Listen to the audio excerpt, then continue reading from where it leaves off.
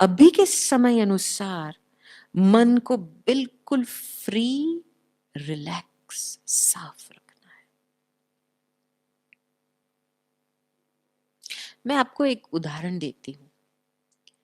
आपको पता है जब ओलंपिक्स का स्पोर्ट्स इवेंट होता है, उसमें से खास एक एक खेल होती है जो वो जो दौड़ी लगाते हैं एक डंडा लेकर के। आपने शायद देखा होगा, बहुत लंबा डंडा होता है, वो दौड़ी लगाते हैं, स्पीड से दौड़ी लगाते हैं, फिर आगे थोड़ा बढ़ते हैं, फिर डंडा को ऐसे नीचे ग्राउंड पे लगा करके ऊंचा कूदते हैं, और एक बार होता है उसके ऊपर कूद लेते हैं। लेकिन इसकी एक कंडीशन होती है कि वो जो डंडा है ना, उसको छोड़ना पड़ता है, फिर आप जंप मार के पार हो सकते हैं। डंडा लेकर के पार नहीं हो सकते। अभी समझ लो हमारे श्रेष्ठ संकल्प, श्रेष्ठ कर्मों का डंडा है। बहुत कुछ किया है ब्राह्मण जीवन में, बहुत कुछ मोमेंटम भी मिला है, हाँ? लेकिन वो डंडा अभी ग्राउंड पे लगा है और आपको अभी एलिवेट होना है, ऊंचा एक जंप लगाना है। और जंप लगाने के लिए वो डंडा आपको छोड़ना पड़ेगा। वो मदद करेगा आपको जंप लगाने के लिए, लेकिन छोड़ना पड़ेगा उस साइड से पार होने के लिए। सिंपल बात है। तो जो भी कुछ किया छोड़ दो, सिंधु में बिंदु बिंदु बिंदु बिंदु बिंदु। बिंदु की इतनी विशेषता है, इतना सागर है, इतनी अनलिमिटेड फीलिंग्स है इस बिंदु में, सिंधु में। ये है हमारा वर्षा। पूरा 84 जन्मों के लिए हमको इस वर्षे की पालना मिलेंगी। अभी कौन सा डंडा लेके आप घूम रहे हैं? अपने आप को पूछो।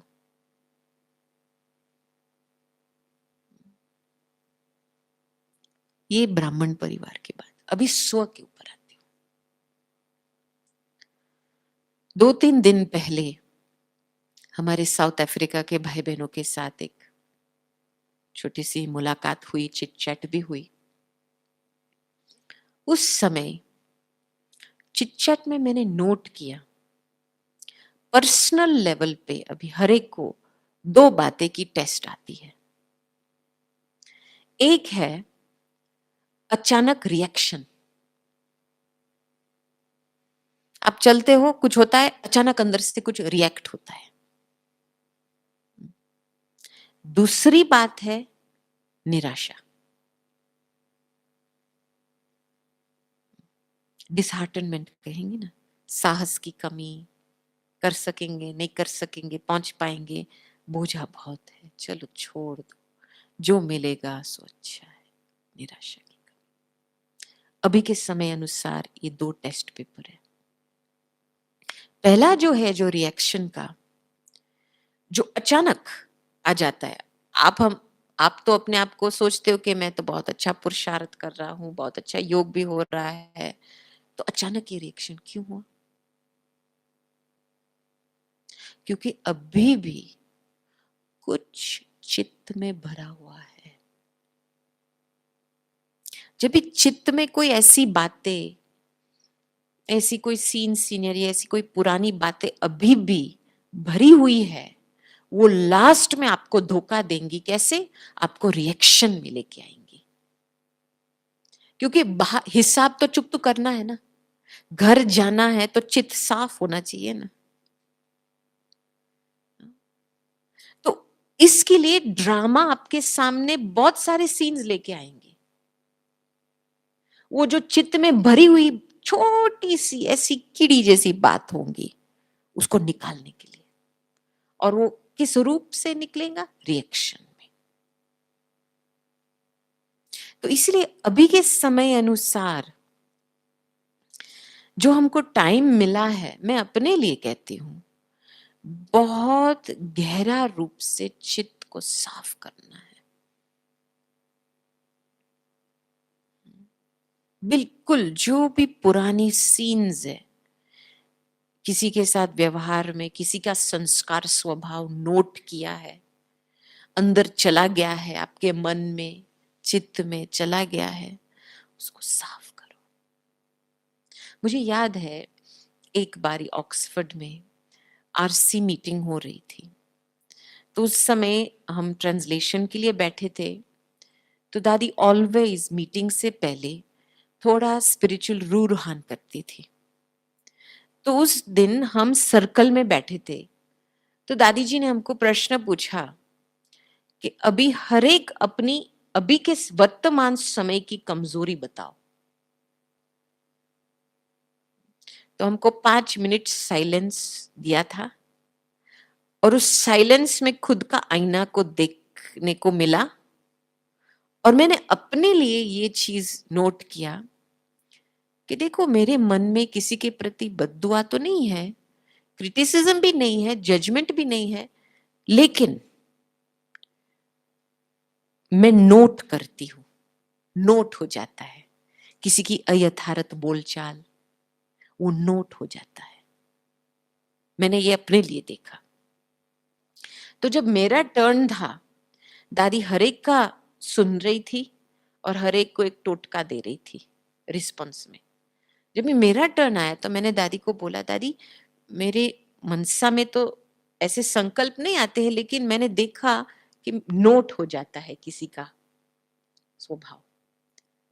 तो दादी ने जवाब क्या दिया, और ही आत्मा की गहराई में चले जाओ।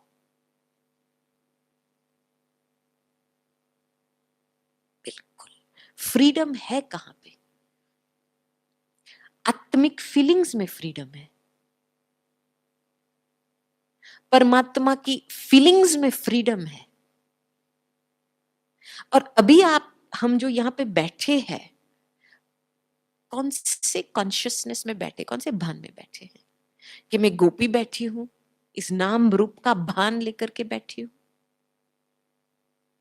ये हम नाम रूप लेके चलते फिरते हैं। हमको उस समय कॉन्शियस नहीं होता है कि ये नाम रूप के भान में मैं चलती फिरती हूँ। ऑटोमेटिक है ये एक देह भान का ऑटोमेटिक मशीनरी है, समझ लो। तो जब भी हम अपने नाम रूप के भान में फंसे हैं, तो हम औरों का भी नाम रूप नोट करेंगे ना, ऑटोमेटिक है ना। तो इसीलिए बहुत ही अंदर आत्मा की एनर्जी में बहुत डीप चले जाने, वो आपे ही छूट जाएंगी। जब नाम रूप का भान छूटता है ना, आपे ही औरों का नाम रूप का भान छूट जाता है। फिर आपको वो चीज याद ही नहीं आएंगी, जैसे कोई पूर्व जन्म की बात थी, बिल्कुल भूल जाएंगे आप। और ये भूलने में बहुत फायदा है, मन को, दिल को, स्वस्थ को, श्वास को और शरीर को। क्योंकि हमने एक बारी दादी को पूछा था फॉरगिवनेस के बारे में। चलो हमने कुछ भूल किया है, मन खाता है,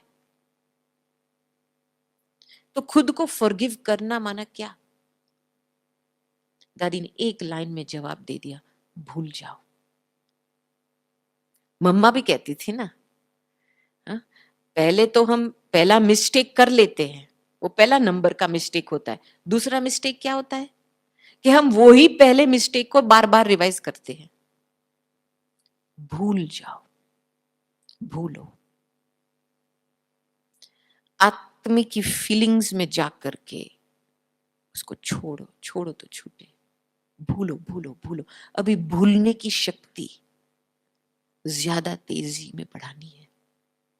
और फिर आप पे ही फॉरगिवनेस, क्षमा भाव पैदा होती है, रहम भाव पैदा होती है। और इतना अच्छा लगता है खुद को, ऐसे लगता है मेरा भाग्य खुल रहा है, मेरा भाग्य मुझे आगे लेकर के चला रहा है, बाबा मुझे चला रहा है, मेरा भाग्य मुझे चला रहा है, मेरी मंजिल मुझे आकर्षण करके खींच रही है।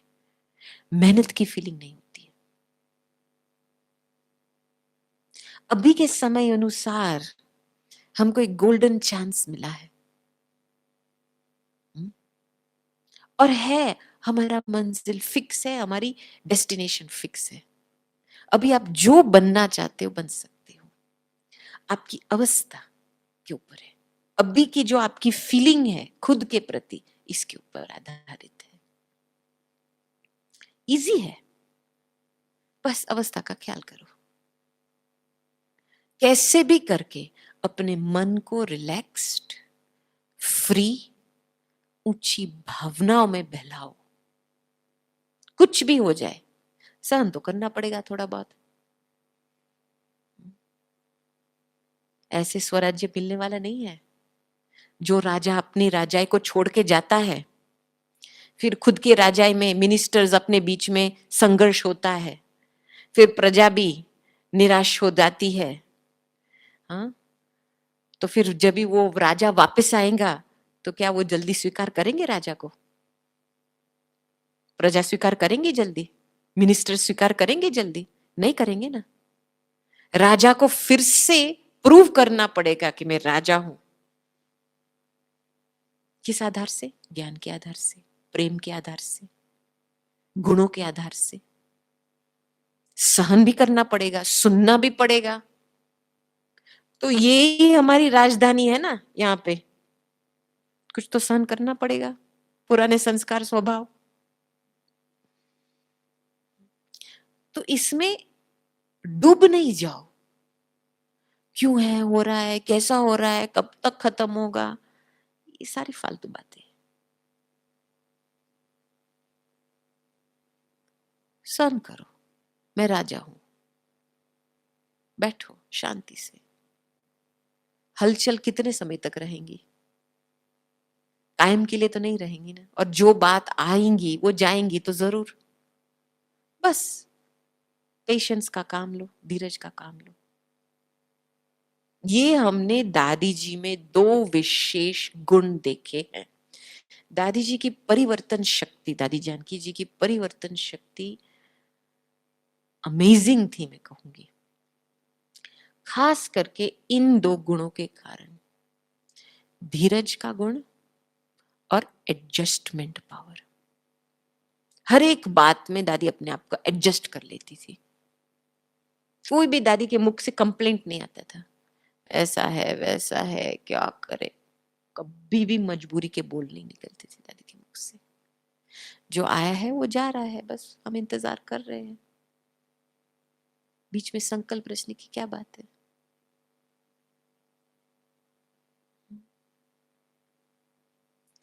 तो वर्तमान समय स्वच्छता, डीप क्लीनिंग चाहिए, अभी बिल्कुल डीप क्लीनिंग। हमारी सेफ्टी है हमारी स्वच्छता। ये है वर्तमान समय के सिग्नल्स। तो अभी दृढ़ संकल्प लेकर के योग में बैठेंगे, और बाकी जो और रहा हुआ है क्लीनिंग में, उसका दृढ़ संकल्प लेकर के बैठो, हो जाएगा। ओम शांति।